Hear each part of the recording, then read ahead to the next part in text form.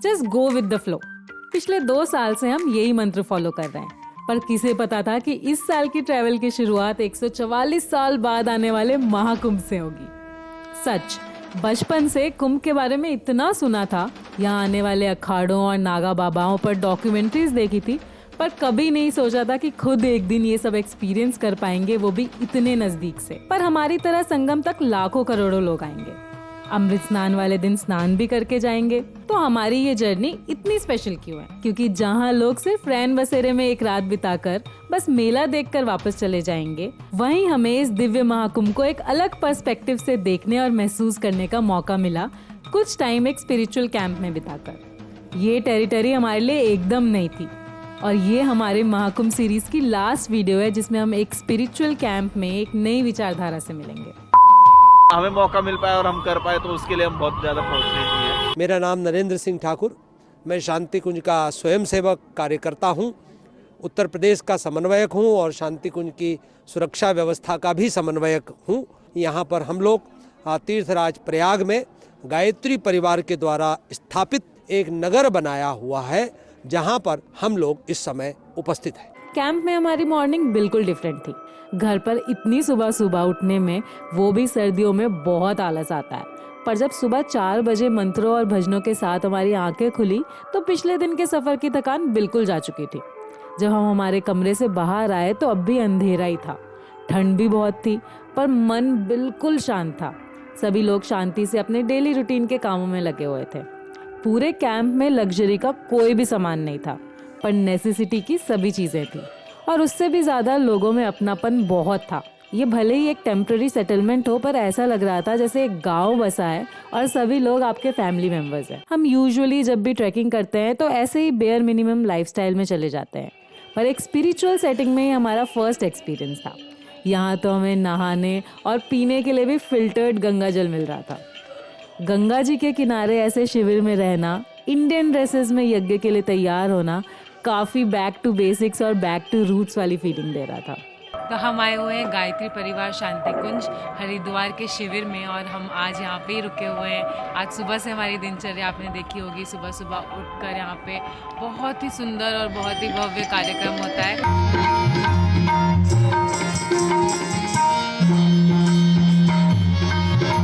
बहुत सुंदर भजनों और पॉजिटिव वाइब्स ने हमारा यज्ञशाला में स्वागत किया। हम कुंभ में और भी बहुत सारे कैंप्स में घूमने गए, हमने बहुत सारे आश्रम्स भी देखे, पर गायत्री शिविर उन सब में से बहुत अलग था। आज तक मेरा कोई काम रुका नहीं है, गुरु जी की कृपा से। मैं जो ठान ली मैंने, मुझे ये काम करना है तो काम मेरा होता ही, सफल होता है। और पूजा में बैठ जाइए आप, और पूजा में मन से अगर गुरु जी को याद करोगे तो आपका काम सफल होगा। वो 1991 से मिशन से जुड़ा हूँ। गुरुदेव की पत्रिका पढ़ने को मिली, पत्रिका पढ़ने के बाद में विचार से मैं जुड़ गया और तब से अब तक निरंतर जुड़ा हुआ हूँ।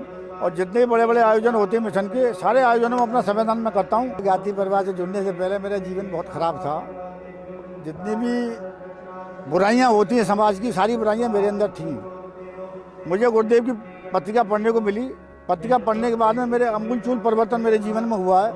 मेरा परिवार, मेरे दोस्त, मेरे मिलने वाले सारे लोग मुझसे बड़े प्रसन्न रहते हैं। दूसरे कैंप में ज्यादातर कथा हो रही थी, जहाँ कथावाचक एक स्टेज में थे और लोग कुर्सियों पर यहाँ यज्ञ हो रहा था, जिसमें कोई भी स्पेशल या कोई भी छोटा या बड़ा नहीं था। जितने भी लोग शिविर में थे सब इस प्रोसेस का पार्ट थे। सब खुद से हवन कर रहे थे। अगर किसी को कुछ समझ नहीं आ रहा था तो गायत्री परिवार के लोग उसे खुद आकर समझा रहे थे। हर एक मंत्र और हर एक क्रिया का मीनिंग हमें समझाया जा रहा था। हमें तो ये काफी अनबायस्ड और प्रोग्रेसिव लगा।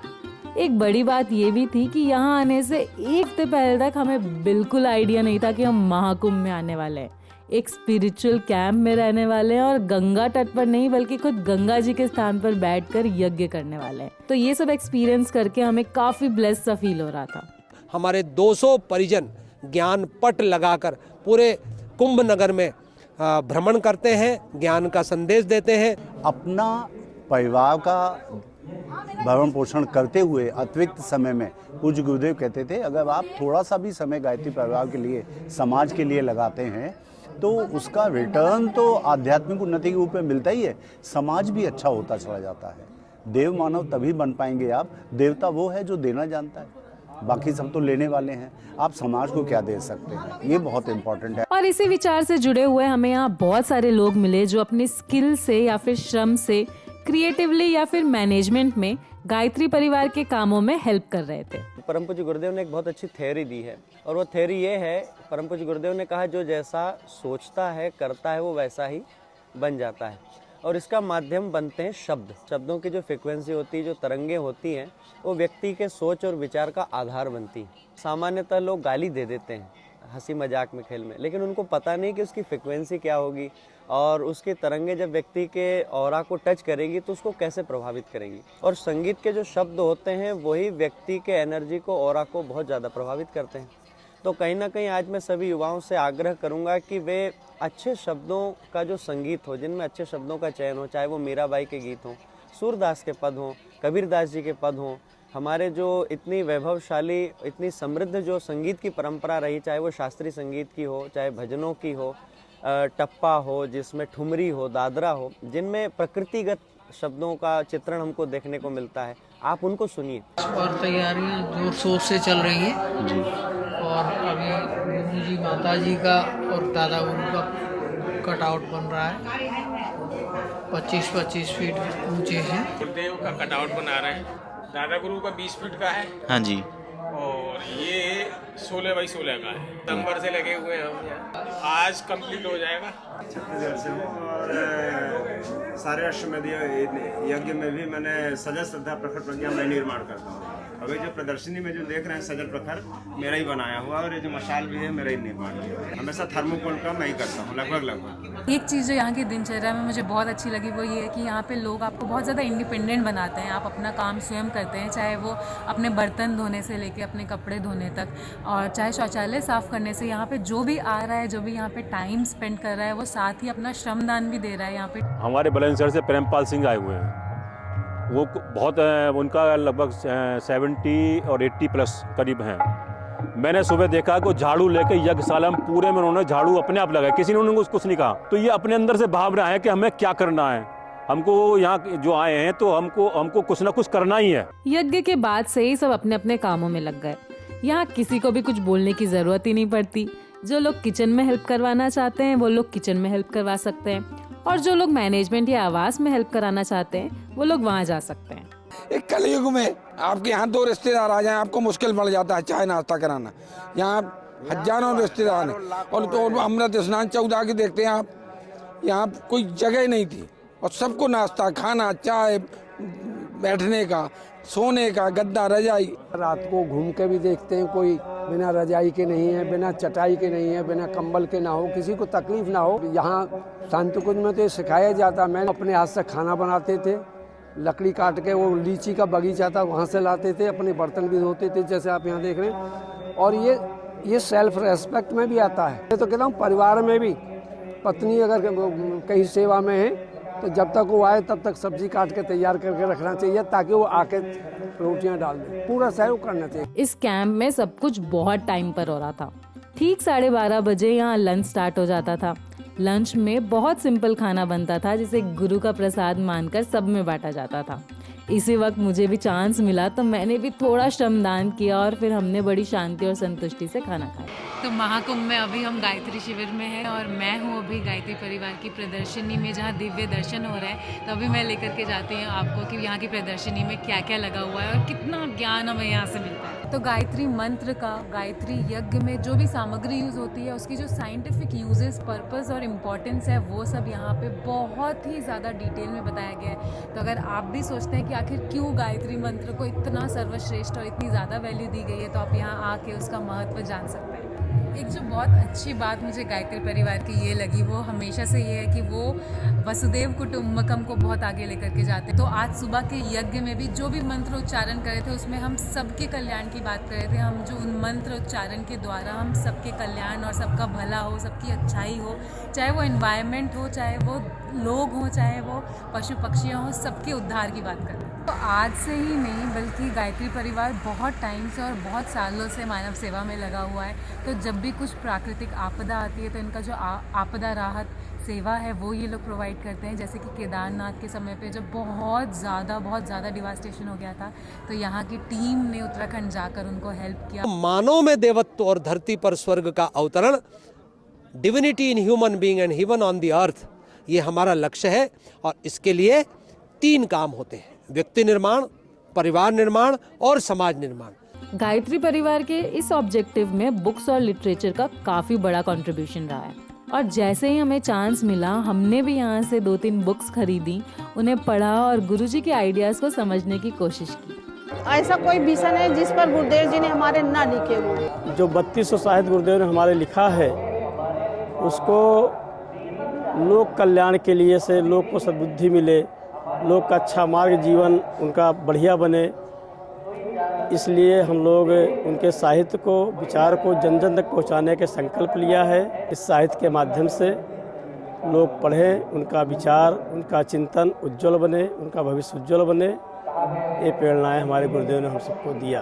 गायत्री परिवार का गुरुजी का जो साहित्य है, बहुत कम प्राइस में बहुत ज्ञान का भंडार मिल जाएगा हमको। हर दिन शाम को यज्ञशाला में ही कथा और भजन होते हैं। इसमें प्रयागराज से काफी लोकल्स भी आते हैं और शिविर के सदस्य तो होते ही हैं। यज्ञ में या फिर कथा सुनने के लिए बाहर से कोई भी यहाँ खुले दिल से वेलकम रहता है। और कथा में बड़ी बड़ी बातें या विचार नहीं होते, डेली लाइफ और रूटीन को कैसे अच्छा बनाया जा सकता है उस पर डिस्कशंस होते हैं। असली ठिकाना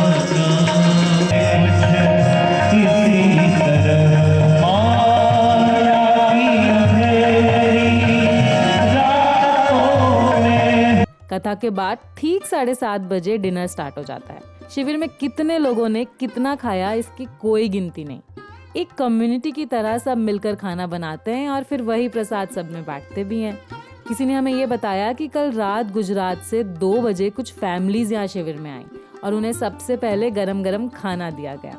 गायत्री शिविर में जो भी आता है उसे भरपेट खाना और ठहरने की व्यवस्था तो जरूर मिलती है। गुरुजी ने दोबारा मुझे जीवन प्रदान किया है। 2019 नवंबर 2003 में मेरे साथ एक दुर्घटना हुई, बदमाशों ने मेरे गोली मार दी और उस समय पे मोबाइल ऊपर काम करते थे, नीचे टावर भी नहीं आते थे। और जिस टाइम गोली मारी तो उस टाइम पे मतलब ये समझिए कि मैं नीचे मतलब जो था और मोबाइल मेरी जेब में था और तुरंत मैंने एक कॉल लगाई तो 1 मिनट में मतलब जो मोबाइल मिल गया और मुझे तुरंत फर्स्ट एड मिल गई। ये समझिए इतना बड़ा मतलब ऑपरेशन था कि जो मुझे 15-20 दिन में बिल्कुल इस तरीके से मैं ठीक हो गया। डॉक्टर भी ये कहते थे कि हाँ भाई, इतना बड़ा ऑपरेशन, इतनी बड़ी आपके साथ घटना हुई है और इतनी जल्दी स्वस्थ हो गए, कैसे कोई देवी है आपके साथ कोई काम कर रहा है। जब से जुड़े तब से इसमें गुरुदेव जी, माता जी का ऐसा किसी दिन नहीं होता कि वो हमारे सर पे हाथ नहीं फेरते हैं। और कोई बाधाएं भी आ जाती हैं तो भी वो रात में स्वप्न में आके जरूर जो है वो आश्वासन देते हैं, बेटा दुख और सुख दोनों एक दूसरे के पूरक हैं। अब बिना दुख के सुख में मजा नहीं आता। नई पीढ़ी के लिए एक ही संदेश है और वो ये है, हम अच्छे मनुष्य बनने में सफल हो जाए। ये एक्सपीरियंस हमारे लिए बहुत ही नया और बहुत डिफरेंट था। सिटीज में हम अपने अपने फ्लैट्स में एक एक्सक्लूडेड और प्राइवेट स्पेस में रहते हैं, पर इस कैंप में हमें एक इंक्लूसिव कम्युनिटी वाला फील आया। यहाँ पर कोई हायरार्की, कोई बायसनेस नहीं थी। सबके पास सेम रूम्स थे, सब सेम खाना खा रहे थे। यहाँ कोई क्योस नहीं था, कोई रश नहीं था। सुबह और शाम एक पॉजिटिव चीज़ में सब एक साथ इन्वॉल्व होते थे। हम यहाँ बिल्कुल खाली आए थे, इस बार बिना किसी इनहिबिशंस या फिर सवाल के, बट हम वापस बहुत कुछ लेकर जा रहे हैं। हमें उम्मीद है कि आपको ये वीडियो पसंद आई होगी, क्योंकि हम खुद भी ये पहली बार ही अनुभव कर रहे थे। तो अगर आपको वीडियोस पसंद आई है तो उन्हें लाइक ज़रूर करना, कमेंट सेक्शन में हमें बताना और चैनल को सब्सक्राइब करना बिल्कुल मत भूलना, क्योंकि ऐसी ही बहुत इंटरेस्टिंग वीडियोस हम आप तक लाते रहेंगे और हमारी पंचायत हम अलग अलग जगह पर लगाते रहेंगे। मिलते हैं नेक्स्ट वीडियो में। Till then, goodbye and take care.